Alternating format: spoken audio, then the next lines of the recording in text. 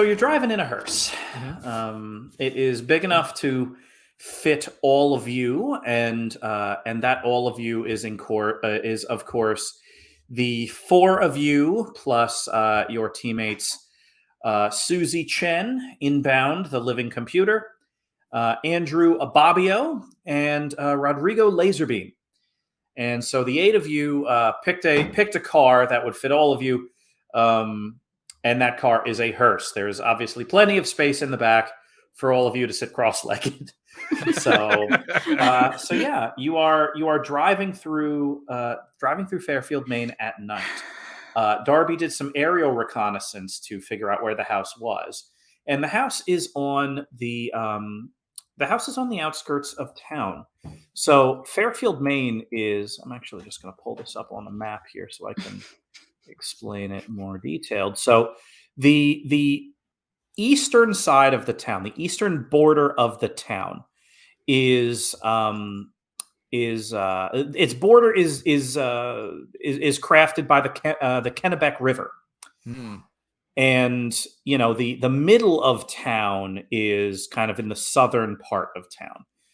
The western part of town is kind of foothills and forest land, and thin little streets winding through the hills. And you're on one of them because Darby, you found this Victorian on the west side of town, so to speak. But let's call it what it is. It's in the middle of the woods.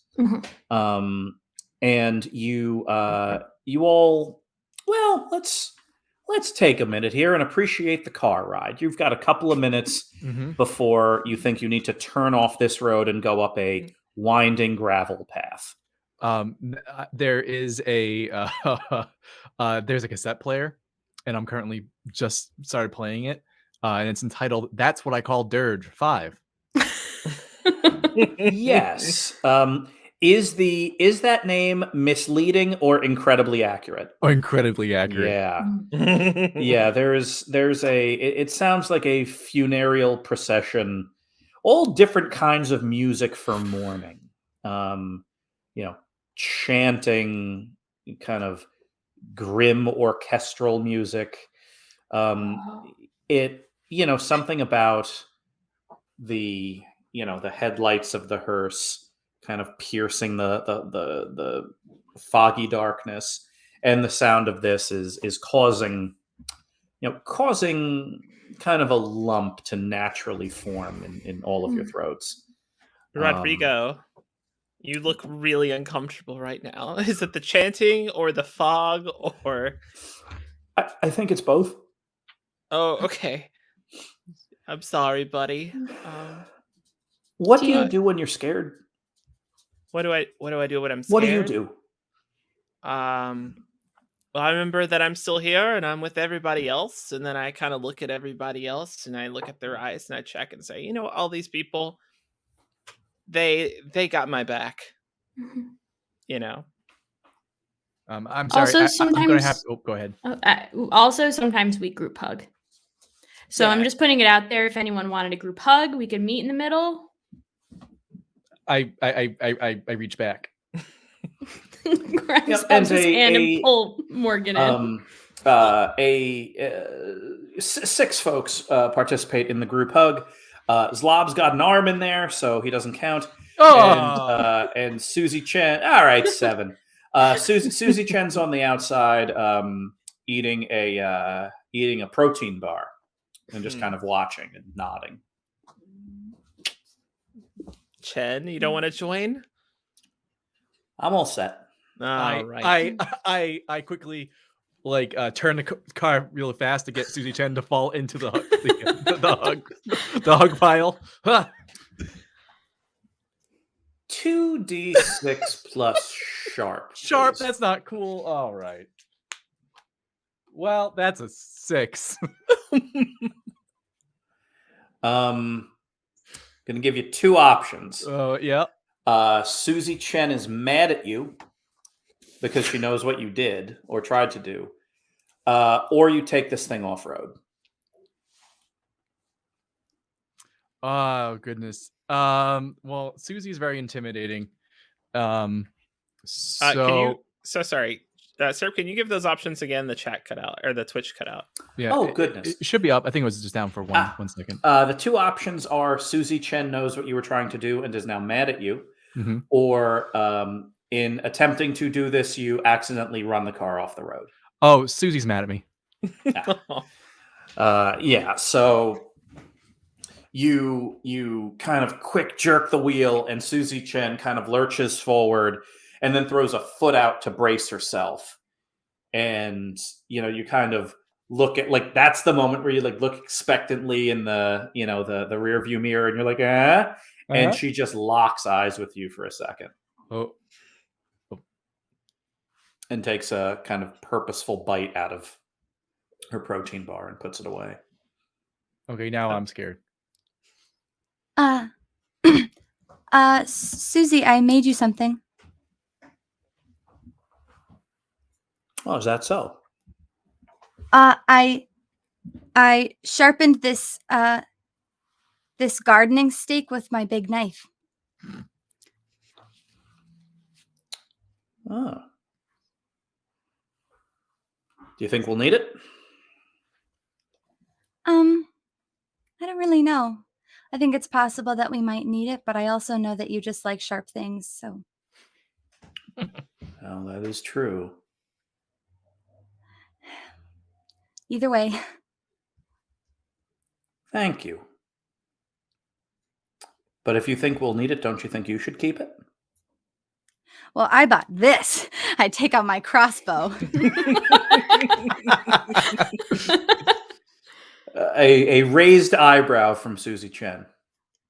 Well, I'm more of a distance fighter. Well, then I can get up close then, and you stay at a distance, and I'm sure we'll take care of whatever needs taken care of. Okay. I'm gonna But slowly be careful. I'm gonna slowly pull into view, just a big smile on my face, looking at Matters. Speaking of getting in close, Mhm. Zlobs, before we get too close, I have an idea. I think I can take to the Yeah, sky. we'll crash the. Oh, okay. I'm sorry. What? Oh, I was thinking maybe a more stealth approach where I can distract the vampire. That way, the rest of the team, all of you, can get in to the building, into the house, without being seen. Oh, I was just going to drive through the door. You could still do that, but it will still take him Okay. more by surprise if I've distracted him. Perfect. Okay. I'm going to take to the sky and fly up to the spot, one of the spires to, I've got an idea Mhm. of how I might be able to get the attention of the vampire. Oh, good. Also, that was a joke, everyone. Unless you want me to. I'll do No, it. Okay. no, Oh, okay. You sure? I could do it. Zlobs. Sure. So you want to fly up to the roof and cause some kind of distraction to allow everyone to enter the house? Or? Yes. So specifically, I've heard that vampires are pretty avid birders. Mm-hmm. And so I want to try some bird calls because I think some dusky bird calls to try to get the vampire up onto one of the spires, distracted, trying to Gotcha. find me. He won't actually. Yeah, I like that. I will. I'll give you two options. I will let you roll this as a 2d6 plus sharp, or I will let this be a help out roll that will give a +1 to whoever wants to roll to infiltrate the house. So you're either going to roll 2d6 plus sharp and we'll resolve what happens, or you could roll 2d6 plus cool, and no matter what happens, it'll just be helping your teammates and may not put you in any kind of immediate danger. Your choice. My thinking on this, I'm not trying to take the vampire by myself, though maybe I could. This is more of a help out kind of role. Gotcha. Yeah. All right. 2d6 plus cool, please. 7. Not bad. So the team is going to gain a +1 on their roll, but there may be consequences if they do not get in cleanly. So yeah, let's let's describe, Darby, what you do. Mhm. And then we'll describe the team's approach. So, Darby, why don't you narrate out how this all works? So I crank down the window of the hearse, and then I take up into the sky, trying to keep cover through the trees, just because I don't actually want to get spotted, Mhm. because then you might be able to tell what I am. And I land on one of the highest spires, kind of pretty close to a window, but hidden like to the side of it, and then start doing a bird call that sounds something like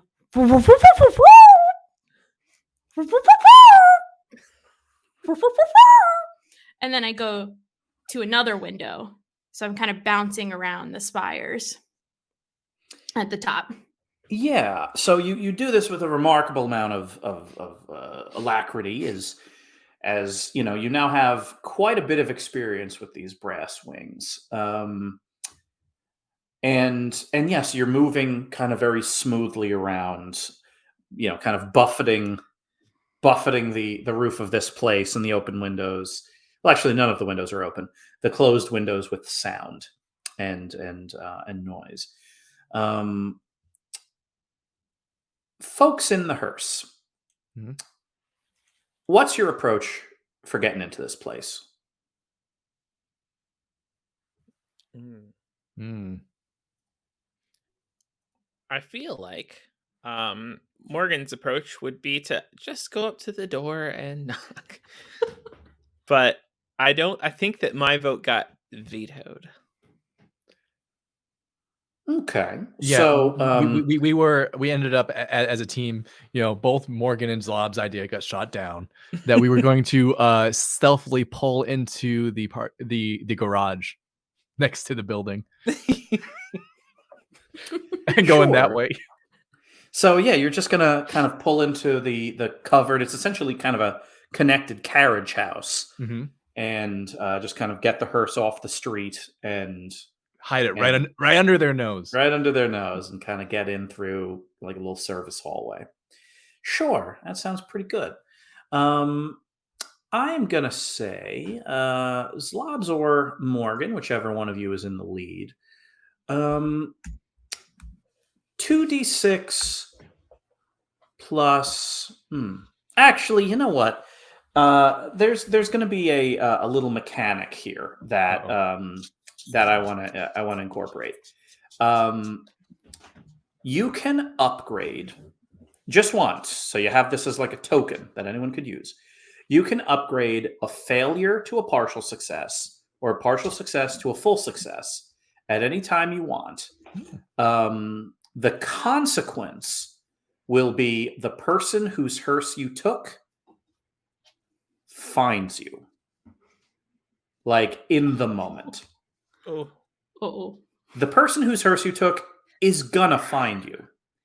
But if you choose to upgrade your action, that'll be the moment that they show up. Wait, hold on. So we get a better situation, but also the hearse owner shows up. Yeah. Whatever you want. Can we upgrade a success? Like a success to like a critical success? I mean, there are a few rolls. If any roll says there's on a 12 plus this happens, then sure. Okay. Yeah. Okay. So anyway, I just want to throw that out there before the dice start hitting the table.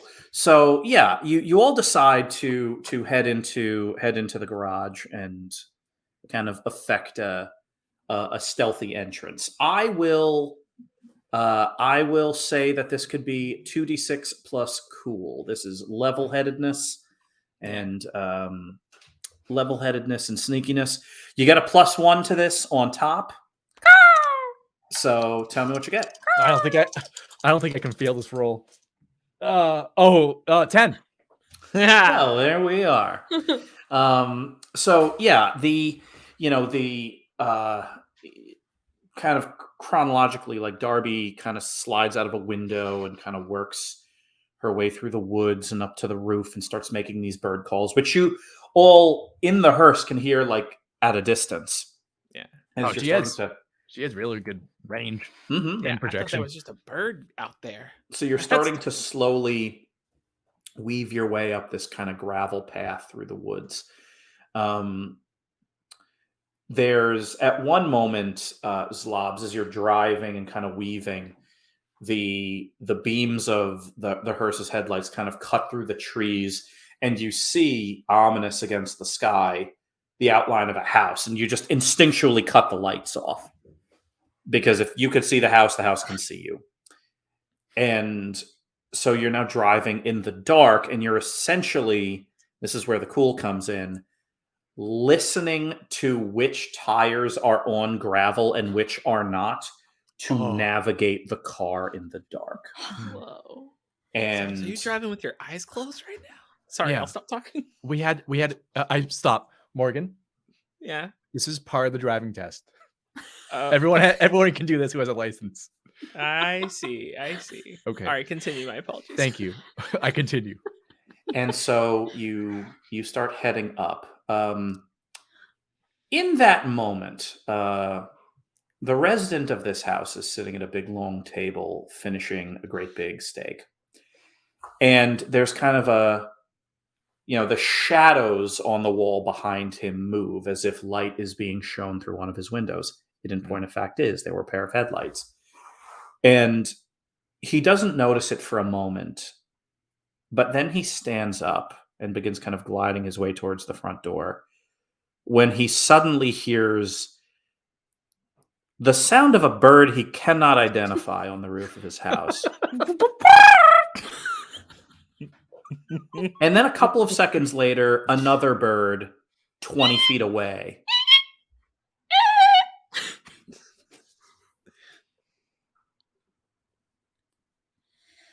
He opens a closet and grabs something out of it and closes the door and starts making his way up the stairs. Why don't I try to keep an eye on him from the car? Sure. So, Zlobs, you pull into the carriage house. Mm-hmm. I back in. You back in, of course. Mm-hmm. The carriage house is, the size of roughly a 2-car garage. Big kind of open half oval entrances. And in here, you can, your eyes are adjusting to the dark a little bit. A couple of you maybe have little flashlights. And you see there are, kind of crates in here. There's some kind of, well, it looks like a vehicle covered in a big tarp. And a couple of, various and sundry shapes under other kind of rubber or waterproof tarps out here.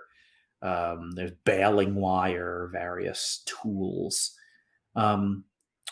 Orderly, but musty. And yeah, sure enough, there's a door that connects this carriage house to like a little service hallway that leads to the main house. And so you're all there and you're all getting out of the car. And Mindy, yeah, you just want to kind of ping the location, perhaps? Yeah. This will be a tune-in roll. Okay. 2d6 plus weird, please. 7. You can ask one question from the tune-in list. One question.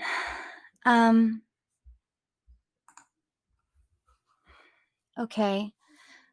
What is the creature planning to do right now?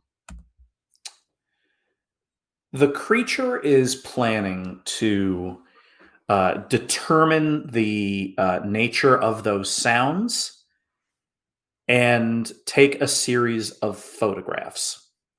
The sense you get is what the creature took from the closet was a camera, a big one. In fact, a very nice big one. Like the sense you're getting is almost like a cloud of intention. Like you can feel this, his intention as he moves through the house. Like that's what you zone in on. And he's holding this camera that's very nice and very meaningful to him. And so you feel again. Yeah. Oh my goodness. Come on, StreamYard.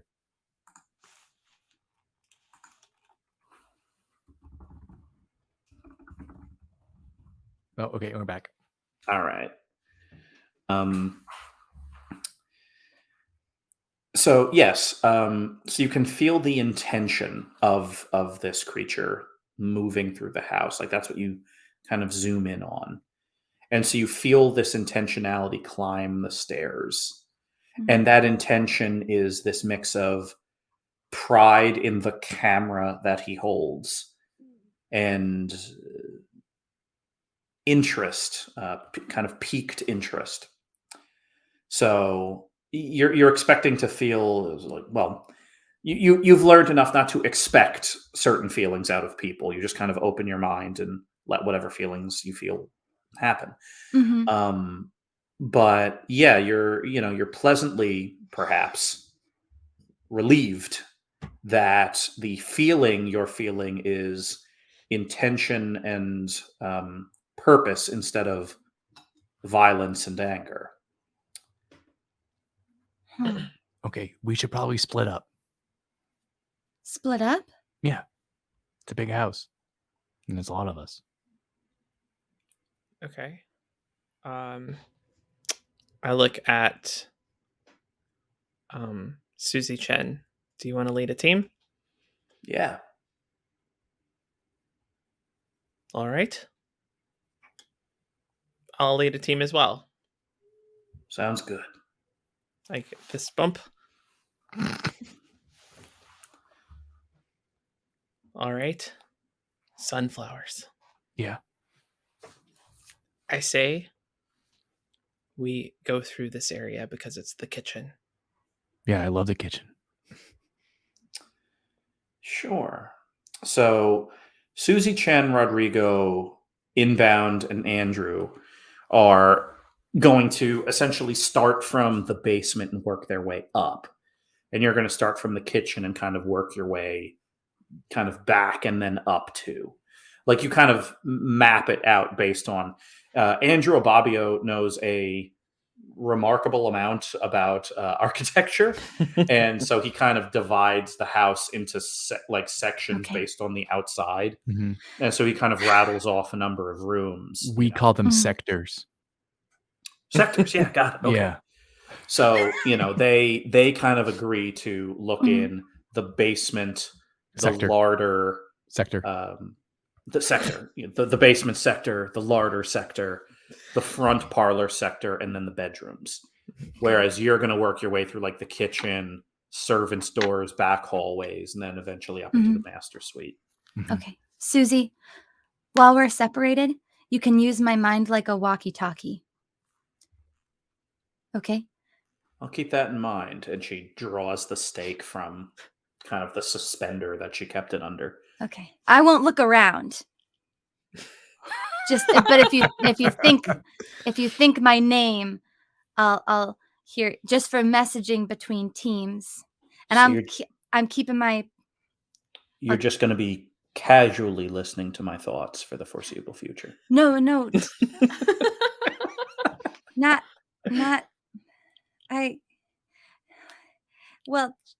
Never mind. Just in case of emergency. It's only I do it sometimes, but not ever.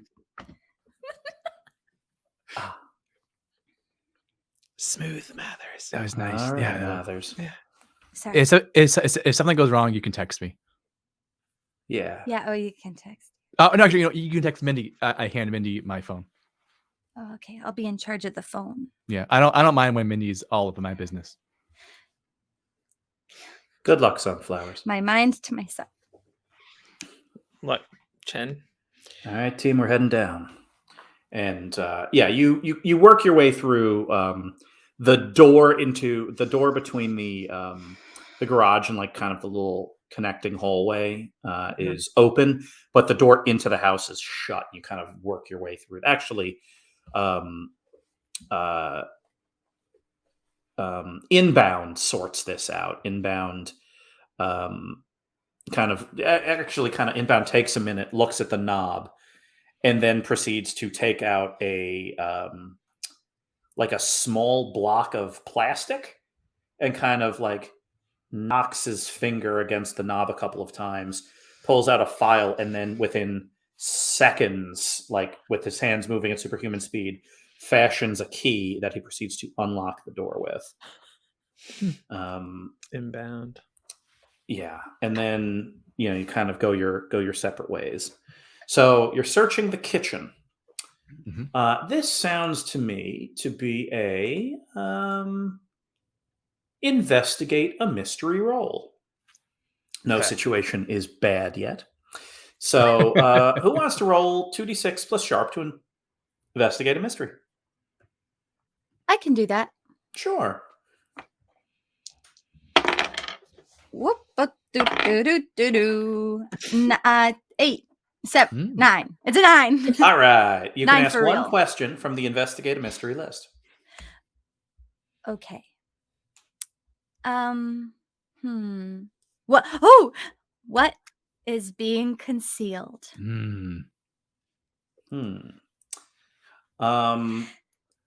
We've investigated mysteries before. Yes. I'm going to give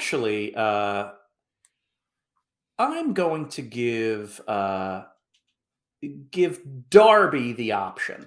Darby, I'm going to give you because you are currently on the roof making bird noises. I want you to have a little impact on what's going on inside. So the thing that is being concealed is either going to be a door to a secret passage or a latch that opens a secret compartment. So a passage or a compartment. Passage. Got it. Yeah, there is a hidden door in here. And Mindy, you're kind of looking around and moving through the place, and there's just kind of this empty spot of wall. Now the kitchen here is, well, it's big, and the kind of the countertops are old, kind of wooden, but the butcher block countertops. Not in fashion. These things have been here for a while, though remarkably the appliances are all modern. You're all kind of doing your math on what a vampire's kitchen should look like, and you just figured it would be like jars of blood or vats of blood, ancient coal-fired tubs of blood, like pewter buckets of blood on coal-fired ovens of blood. Like, no, it's old, kind of old counters, old cabinets, a lot of kind of freestanding chests and armoire-looking things, but modern appliances. There's, in point of fact, an air fryer in here. But there's an empty space of wall, and a kind of a picture that's hanging a little too low, below eye line. And Mindy, just instinctually, you kind of slide the painting to the side, and there's like a little latch that's like set in the wall, and you realize if you kind of pull it and twist it, it'll open up a door. Mathers! Look at that. Shh, Morgan, stop yelling. Oh, sorry. Haha. Mathers, you did it again. Let's go. Okay. Wait, okay. What sector is this? Kitchen sector. No, but what's behind this one? Is this Hidden sector. hidden sector? Okay. I love it. Okay, let's go. Entering hidden sector. You have to type over. You are on the roof making a big show of having, at this point, multiple species of birds engaged in some kind of complex social ritual on the roof. And you see in one of the windows, kind of opposite the spire you're on, like the next spire over, you see a light slowly working its way, up the windows. And there's a window that kind of overlooks you, and that window kind of swings open. So within a second or two, whoever opened that window is going to see you. What do you want to do? It's a full moon, obviously. And so I am going to go to, if I go to the spires to my left, the next spire over, I can be backlit by the moon. and they're going to see me. Whoever is going to see me, but I want them to just see the wings. And so I'm going to go basically try to be silhouetted by the moon. What is your intention? Do you want to terrify this person that there's some kind of giant bird, or do you want to enthrall this person? I want to enthrall. Got it. 2d6 plus weird, please. A rare Darby weird roll. 7. 7, partial success. All right, so you kind of get onto the other spire, the backlit by the moon. It's going to be really interesting. And so the good news is this person is indeed enthralled, and you are holding his attention. The bad news is he's going to take a picture. Now, this is just going to be a pure luck roll as to whether or not the flash is on. Oh, no. If the flash is on, he knows you're not a giant bird. If the flash is off, he doesn't. So, Oof. Darby, give me a 2d6 odds no flash, evens flash. Oh God. 10. Oh, a full success. An even full success. Oh no. The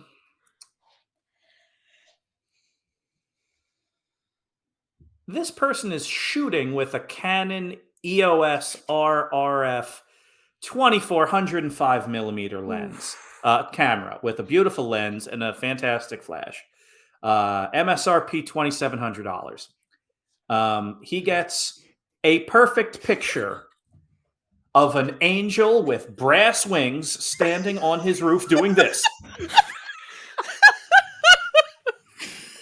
You are temporarily blinded by the flash, and you hear, well, this, huh? Stay right where you are. No, no, no. You are no bird. And we switch back into the house. Wow. Gosh, a vampire and super smart. This is a tough one. Oh no. Okay. This guy's oddly charming. You are this secret passage leads to kind of this little curved kind of hallway. It looks like a servant's hallway, but it's been repurposed. There are servants' hallways are in kind of Victorians like this. Really, any old home that is meant to have live-in servants. The servants' hallways are always kind of clean, but not terribly well decorated. Why would you decorate them? No one will see them, or your guests won't see them. But this has things in it, this little hallway, specifically posters, modern posters. Kind of modern art prints, but posters, mainly for cover art from books. And there's another door that opens, and back here is a library. Even that's probably not accurate. It's really a reading room, not a library. Pair of comfortable chairs, high back, leather, dimpled with rivets, as if a pair of vampires were practicing law. This is the chairs they would sit in. And, there are these kind of freestanding bookcases full of books. You're kind of looking through them. Chad, I'm going to need your help on this one. I need you to start listing the names of books about horror that don't exist, that are not real in your world, but are real in this one. So rattle a few out and we'll see what's on the shelves. But yeah, so you start looking around. This is a remarkably comfortable little room. These chairs. Um, there's a well, it looks like kind of a portable bar. Like you think it's just a random globe on a table, but it's one of those globes that kind of the top half opens and there's. In the decanter, is there blood? So you look and oh my god, it's red liquid. Nope, that's rum. That is some kind of rum. I mean, you don't know, Zlobs, what rum tastes like. It smells like jet fuel in the forest. It smells like a forest full of burning jet fuel. Um, Entering the reading room sector. Over. I'm gonna go up to the desk and touch. There's these like silver balls, and I'm gonna touch the end one, and it starts going clack, clack, clack, clack, clack, and I try to stop it, and it doesn't. Yeah, but you can't. Actually, yeah, Morgan, give me 2d6 plus weird, please. Uh-oh. Okay. Oh. You fell for the clicky ball trap. Yeah. So here's the interesting thing: is this is a Newton's cradle. You know what this is, but you immediately get a sense that this is not a normal Newton's cradle. This is a magical Newton's cradle. This is something that is a very popular gift amongst people in the Blittle League Office of Spell Slinging and Eclipse Management, because the great irony, of course, is that magic, if sufficiently powerful, can defy physics, and a Newton's cradle is, for a lot of folks, their first their first tool that teaches them about physics. And so that's just something that magicians give to each other as kind of a joke, is an enchanted Newton's cradle that if you strike it, it will just continue forever. Yeah. And so, yeah, this is a magical Newton's cradle. I'm going to take a little bolt and shoot it. Stop it. So, yeah, the books on the shelves, everything from, Thaumaturgy for Dummies to Eye of the Revenant, Simple Meals for Blood Eaters, Dante's Super Inferno, Ellen McIntyre's Guide to Sewer Rats from Hell, Drawer of New York, Blood the Musical, the novelization, Scary Stories to Tell in the Daytime. Most of these, in fact, well over half the books here have the same author, Mortis Callisto. Mortis Callisto. I pick up a book called Repent, and I read the about the author.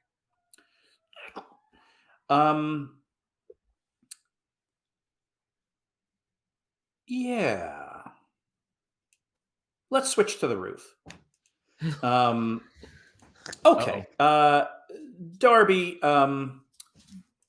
this man or vampire or whoever or whatever he is, has essentially told you to stay where you are, and then kind of vanishes back through the window and emerges out of a doorway onto, there's the very top of the roof is flat because you have spires and then the kind of the central platform and all that, and so he kind of emerges onto it, holding a blanket, like a big blanket, and he looks increasingly imposing, because now he's very big and very tall and wearing an overcoat and holding a giant blanket and approaching the spire where you are. Stay right where you are. Try you stay nothing right where suspicious. you are. This is my home. I cannot stay where I am. I can do whatever I choose. Well, the sky is my home. You're not in the sky. You're on my roof. Only my feet are on your roof. Get your feet off my roof. No. Fine. Stay where you are. Don't you move. Don't know. Fine. And I just hover. I'm hovering. I'm in my home.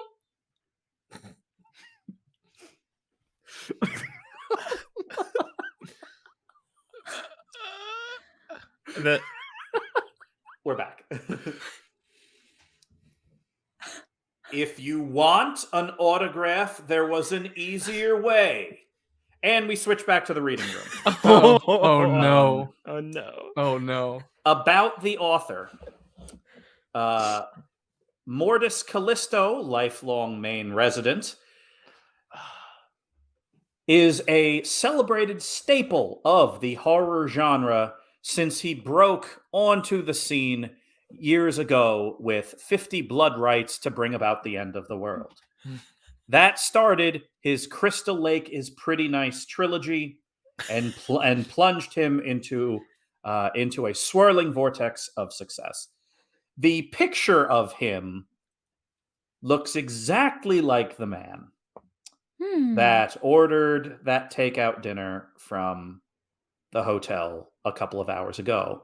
Only he's in the picture. He's a few years younger, still wearing that giant hat, but instead of wearing a big black overcoat, he's wearing, like a crimson red silky shirt and a pair of black pants, and he's kind of Vampire. leaning over a chair and staring at a book.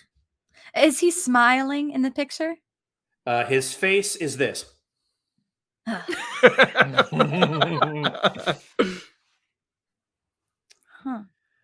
You leaf through a couple of others, Mindy, and that photo of him was used in pretty much all of the books until his most recent, when he changed to him standing on a balcony and kind of staring off into the distance.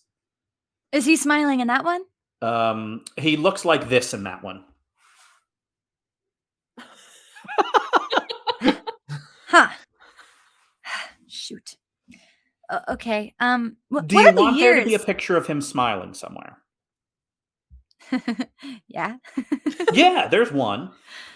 He wrote a cookbook, a horror-themed cookbook. Oh, fun. With Oh, yeah. Ina Garden, actually. And Oh, that's He's smiling on the cover, just wearing like an apron that's covered in blood. he's wearing this like blood-soaked apron full of buckles. But he's in like a beautiful Long Island kitchen, and so like he and Ina Garden are just like smiling and holding up a pie.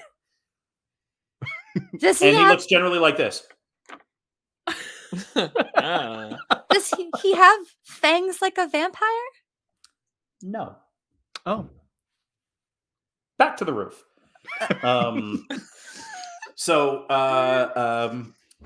Celebrated modern horror author Mortis Callisto is standing there on his roof holding up a blanket and looking at the angel that is hovering about 20 feet above him in that way.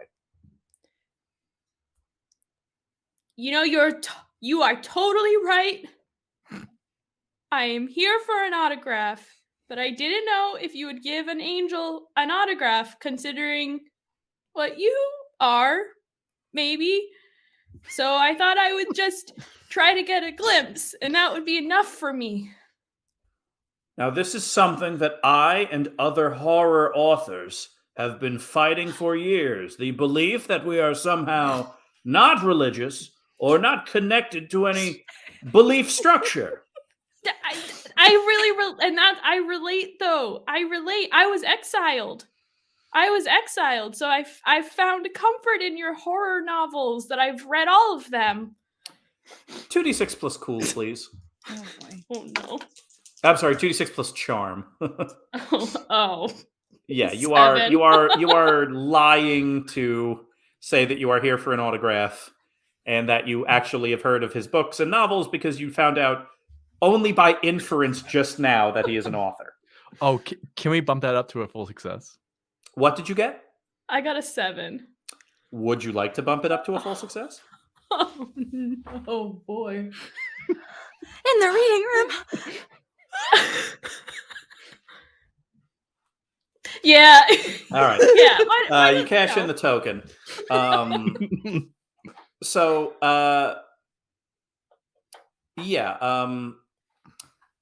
with kind of a kind of graceful sweep of the hand, he says, "All right. Well, we've gotten off on the wrong foot. It's just very rarely do fans appear on my roof, and I don't know what to do whenever they do."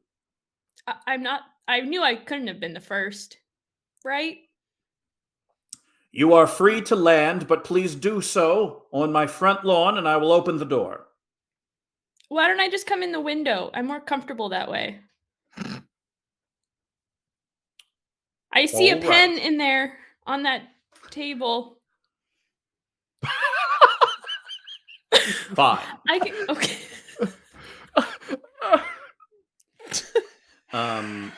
So you are, there is in fact a window into one of the other towers, and he kind of walks in through a door and appears in that tower and kind of gestures for you to come in, and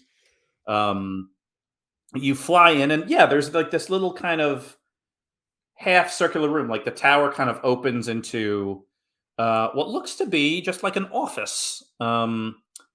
And he's in there. It's remarkably bright, remarkably modern.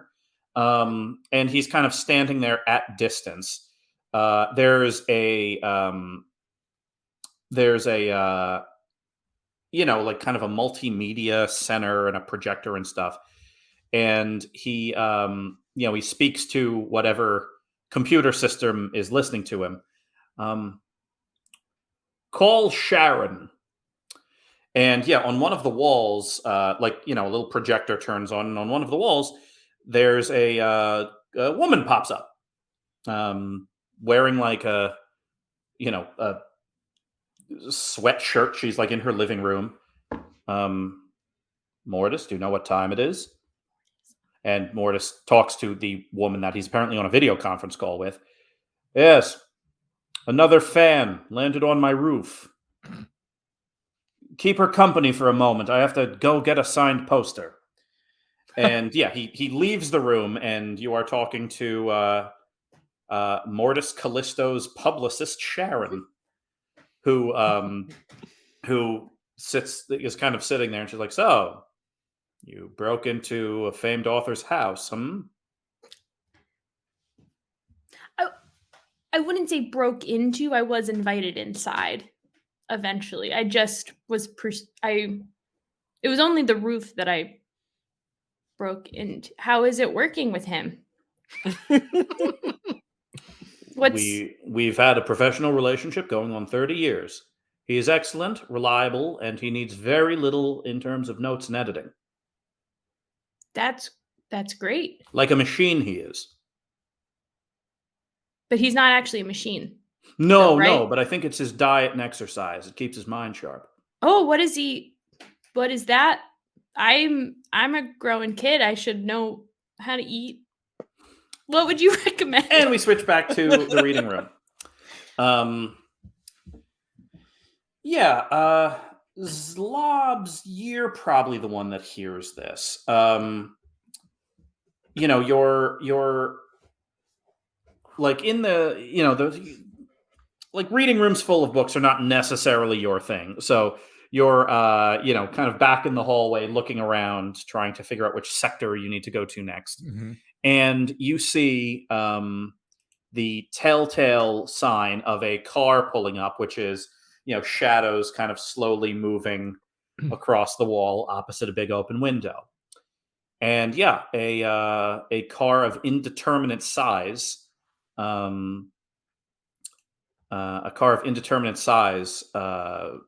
Pulls up out front, and stepping out is a large-ish person who walks around to the trunk of their car, opens it, and pulls out a bat, and starts walking into the house. Uh-oh. I'm going to find the best way to get everyone out. Sure. We've been compromised. Yes, you have been compromised. So this will be leave no one behind. 2d6 plus sharp, please. That is a 9.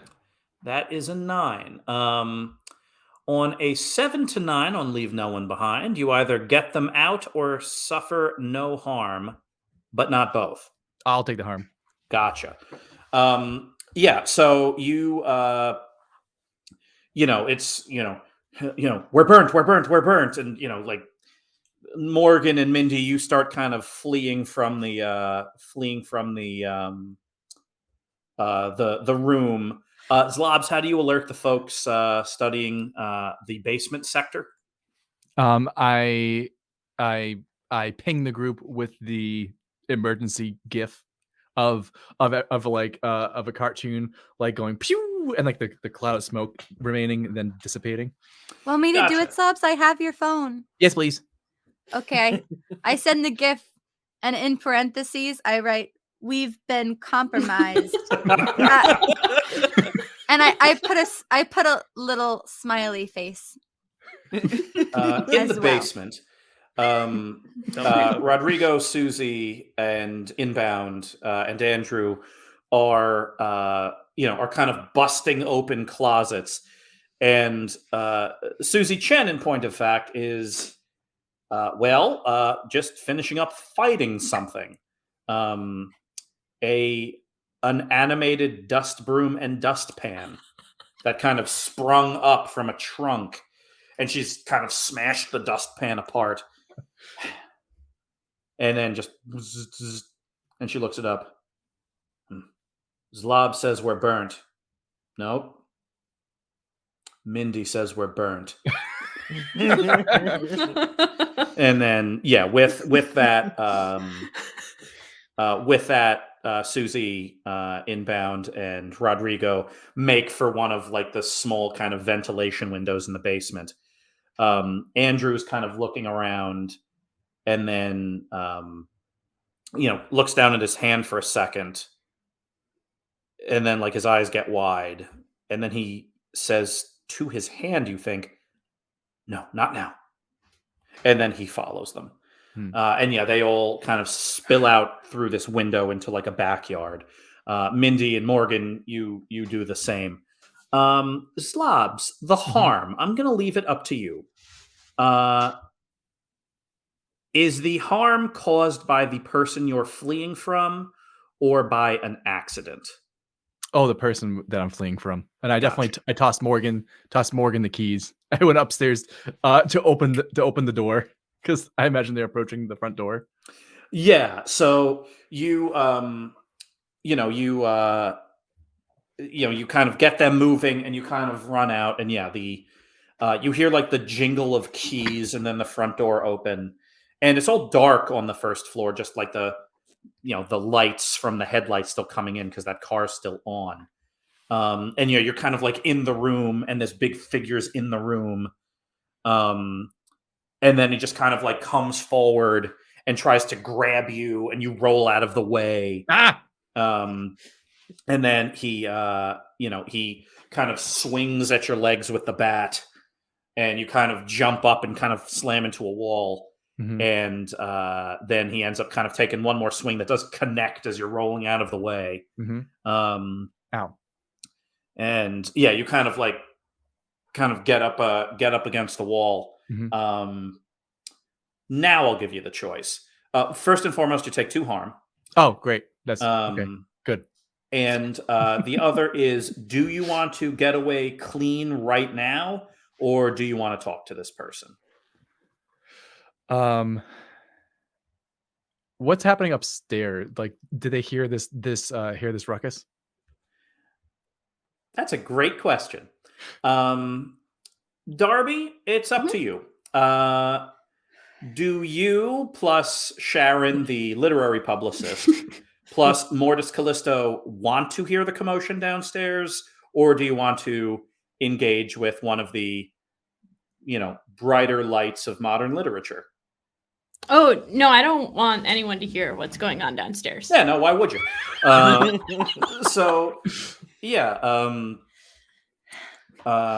Okay. In that case, then we are tussling now. Like, we're just being thrown into furniture. At this point, things have gotten out of hand. You hear kind of wrestle like with this a person bat. kind of attacks you with like a grunt, and you're like, ah! And then now there's like full on kind of fighting and fracas. Darby, mercifully, this room is full of posters, prints, and ephemera about Mortis Callisto and his work. So when Mortis Callisto returns to returns to the room with a silver tray and a pair of Maine's famous soda, Chutzpah. Yeah, I felt good about that just now. So he's got 2 cans of Chutzpah on a tray, and he places it down. And he kind of asks you, so, what books of mine do you like? And you're able to literally point to things in this room and be like, well, I love that one. I love that one. And I've enjoyed myself today. But yes, you're able to kind of engage, and like Sharon's kind of like watching and weighing in. And Mortis Callisto says, well, I suppose one thing I'm curious, are you an aspiring author yourself, or just a fan of literature? Oh, wow. I would love to write one day. I don't. Yeah, I'm an aspiring author. I am. I think I should own that. I should own that. I should start calling myself that. In the split screen, Zlobs' head gets smashed through a lamp. Yeah. So I guess my question is, what's your perspective? Are you writing as an angel in a foreign world? Bless. I mean, no, don't bless you. Or did you just actually bless some? You just actually blessed him as an angel? Which is an instinct that you have. And like when that happens, like they are suffused with a not insignificant amount of holy energy for a brief amount of time. The end result is it like blows out people's sinuses. Like they feel very flushed. But yeah, so he sneezes, you bless him. Oh my God. What do you want to write then? What is is it a take Well- on the world of mundanity? Is it a take on the divine realm? Is it something in between? I would say something in between. I think it would be an exploration of holy fears and terrors, but taking place in the mortal realm. Like, for example, we have a lot of stories about the Leviathan in heaven, and it's terrifying. So I think it would be really interesting to write about the difference sort of between, or what it means to be an angel who grew up with that sort of those stories and mythology, and then confronting it in the actual flesh, because that's something I've kind of had to do. Zlobs gets thrown into a fireplace. Yeah, like a poker kind of jabs you in the ribs. From downstairs, Mindy feels Darby say Leviathan, and she jumps into Darby's brain. Darby, is everything okay? Darby, hello. It's Mindy Mathers. Are you there? Mindy, yeah, I'm here. I'm with Sir Mortis Callisto. Sir Callisto. I'm with Sir Callisto. We're talking about my aspirations to be an author. Is it helping that I'm keeping him busy? Yes, that's perfect. Zlobs is just in a fist fight right now. Everything's going fine. I just heard you say the L word, and I thought you needed me. Oh, no. Well, I mean, what I don't know. He asked me what I would write books about. And You're doing great. He's a horror writer, so I thought Leviathan, because like scary, angel, humans, it crosses realms. I don't know. Okay, great. See you later. Bye. Bye. Mortis Callisto, like you kind of get lost in thought for a second because this exchange happens in like a couple of seconds. And esteemed author Mortis Callisto kind of looks at you and says, I'm going to make a bold assertion. Correct me if you must. I believe that you are an astute observer of the human condition. Oh, that's definitely correct. Do you consider yourself an empathetic person? Yes. I think that's your root. Your story is not to tell tales of fear and danger as objective things. It's to talk about fear and danger as seen through the eyes of people, mortal people. You have a deep understanding of people. Horror through the eyes of people that need saving and protection. Those very same things through the eyes of people that need to do the protecting. Yeah. I try to get this person trapped in a suit of armor. Yeah, you do. You're like, okay, this will slow him down. There's a big suit of armor here, and you're like trying to go at him with like a giant like breastplate, like it's a pair of lobster crackers, and you're just like, come on, making all sorts of noise. Yeah, so that's all happening. Darby, question for you. Like you flew up on the roof to observe what you thought was a vampire, and now you're having a conversation with this author, and he's saying things about you being an inspiring writer. How much of it is you keeping him busy versus how much of it is you starting to actually think maybe I should write something?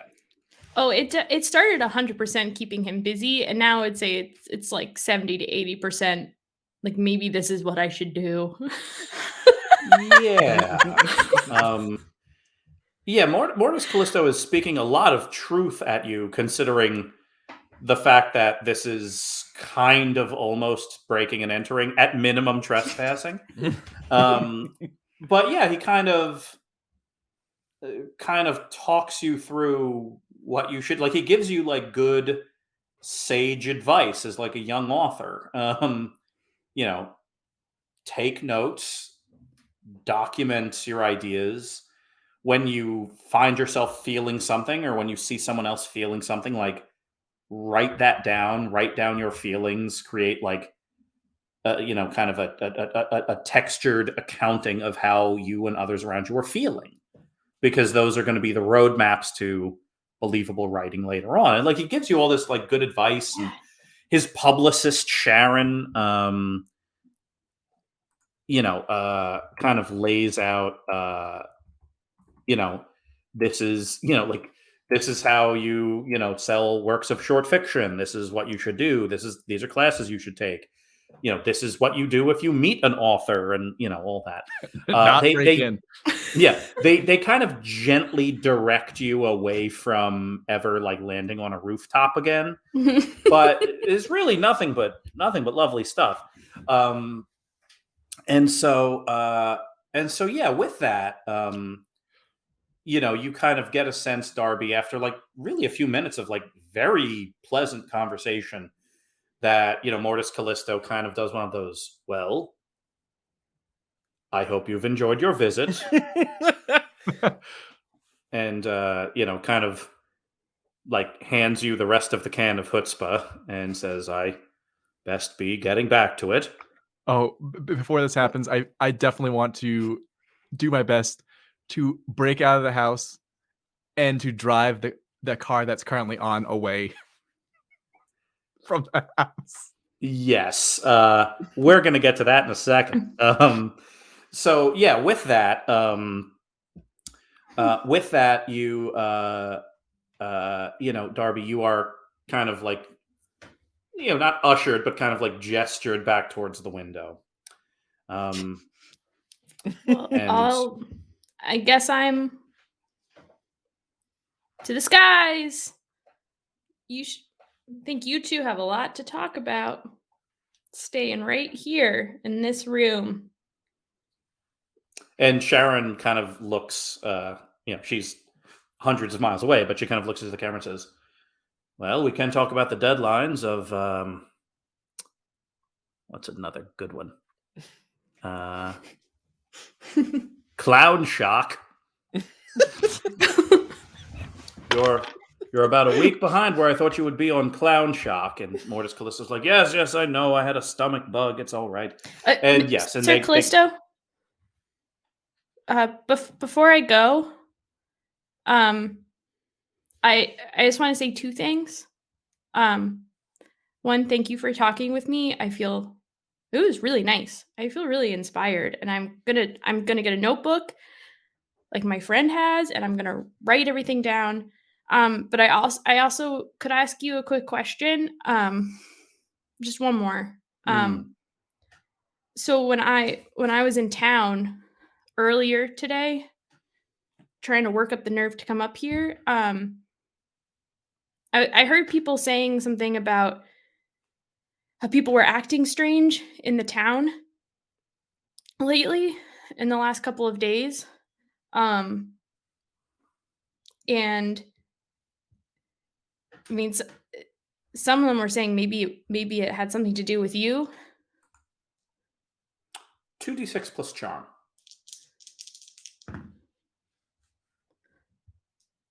10.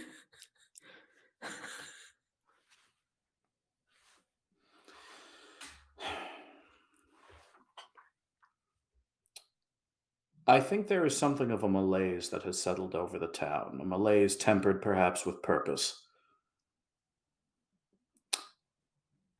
Yes, there is something strange happening here.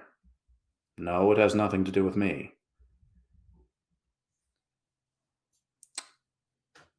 But I think people are less and less willing to travel away from this town because they feel like there's something very important that needs to be done here.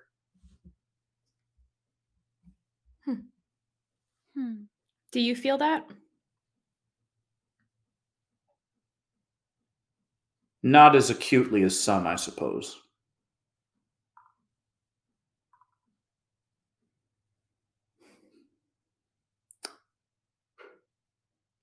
The Central Maine Sanitarium, about a mile up the road. I go for a jog there every morning. The people that I expect to leave town every day are not leaving town, they're going there. That may have something to do with something. The Central Maine Sanatorium. At minimum, it'll be good inspiration for an exciting horror story. I'll take lots of notes. Take care. Thank you. Leviathan. Darby? Mindy, let's get out of here. It's not him. Okay, great. Meet us downstairs. Zlob is still trying to beat somebody up. Yeah, cut to actually all of you in the backyard. Like you're hearing kind of commotion in the house, but the commotion now has clearly spilled out to the front yard. You're no longer hearing like yelling and shouting through glass windows. You're hearing yelling and shouting from like that way. And so, you all kind of, Morgan, Mindy, everybody else, you all kind of round the corner. And yeah, Zlobs, 2d6 plus tough. Uh-oh. 9. All right. So here's what you can do is you can either, so you're going to get more damage. You're going to take 2 more damage from a bat. Great. And your options on the 9 are you will either get into his car and start to drive it away, or you deal a blow to him that will stop the fight. Oh, I get in the car. Got it. I'm being a distraction and diversion so they can drive the hearse away. Sure enough. So yeah, that's exactly what you do. You steal your second car of the day. And you kind of throw it in reverse and you're like backing it down the windy driveway and you spin it and you take off. Yeah. And you see, you kind of see in the rear view this like man with a bat chasing you. I don't go super fast, so I allow him to like kind of run after, but like just away so he doesn't like bat me again. You do. Morgan, Mindy, Darby, one of you emerges from the sky. The other 2 of you emerge from around the house just in time to see that is clearly Zlobs driving away in another stolen car, being chased by a man wearing, pajama pants and a ratty old t-shirt that says, and you could tell even in the darkness because it's a pretty distinctive symbol, The T-shirt has on it the symbol of the Blittle League Office of Tactical Interventions and Bake-at-Home Pizza Sets. Oh no! Oh no! Oh, I'll go ahead and speak to him mentally. Sure. He's far away. Yep. Sure. 2d6 plus weird, please. All right. 9. 9. All right. So yeah, let's give you a couple options here. I'm going to give you 3 things. 2 of them are true. Okay. You will be able to talk to him. You will learn a secret about him. Yes. Yeah.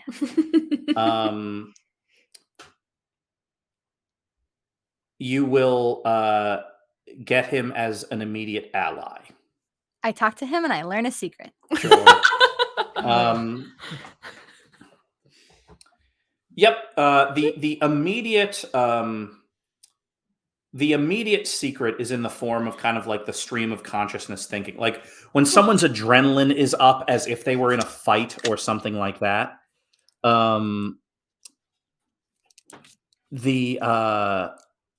It's really hard to kind of dive through that to some of their deeper thoughts, but you're able to get their kind of running commentary in real time. Mm-hmm. And the things you hear in more or less kind of a chronological staccato is, my goodness, this is just like the old times. God, I miss this. God, this is a sense of purpose. Why did I grow up? Why must I grow up? If only I could do this all the time. Oh. And yeah, with that, you kind of slot your words in between his. And so what do you say? Oh, hello, sir. There's been a misunderstanding. If you could please stop waving that bat around. We're Blittle Leaguers, you see. Turn around. I'm Mindy Mathers. I'll be the one waving.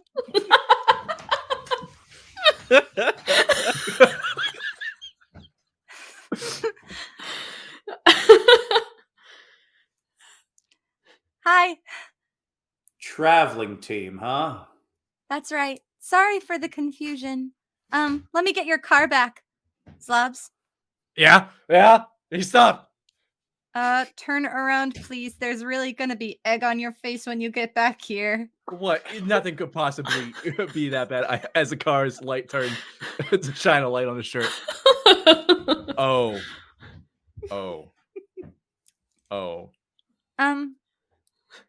So do you know Renard? Who's that? He works at the one of the what offices. office? Boston? Kendall. Cool. I visited Boston once myself, traveling team game many years ago. Wow. It was to cheer on my brother. I never made the traveling team. Oh. Bill Fowler, owner of Fowler Funeral Home and mayor of this fair town. Oh my Mr. Mayor, what a delight to meet you. Very sorry for this I assume the you auto took the theft. hearse and that car for traveling team business? Yes. It was a bit of what we thought was an emergency. What was the emergency? Oh, difficult to say.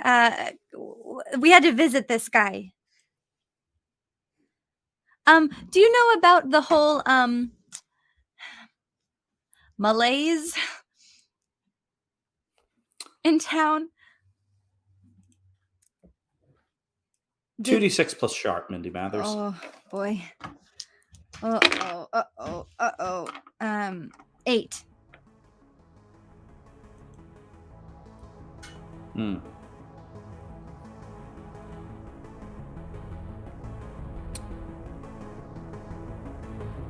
I don't know a thing about it.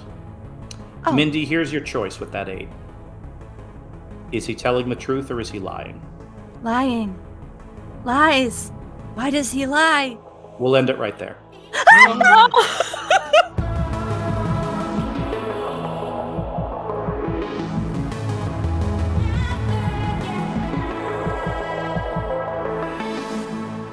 The Central Maine Sanitarium is closed. It's been closed for many, many years. It's an abandoned building that was being converted into a modern hospital when the project was abandoned a few years ago. Yet for a closed, semi-renovated, abandoned hospital, there are plenty of cars in the parking lot. People standing, talking to each other, nodding along. A couple of them are wearing Colby College shirts. And they all, kind of a couple at a time, whenever they feel ready, walk into the Central Maine Sanitarium.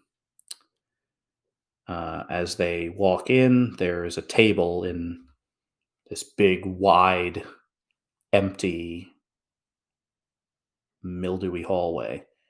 And on that table are a bunch of, in a big bowl, are little disinfecting wipes. And as they walk in, they take one, tear it open with their hands, rip it open with their teeth, and roll up their arm and just start wiping it down.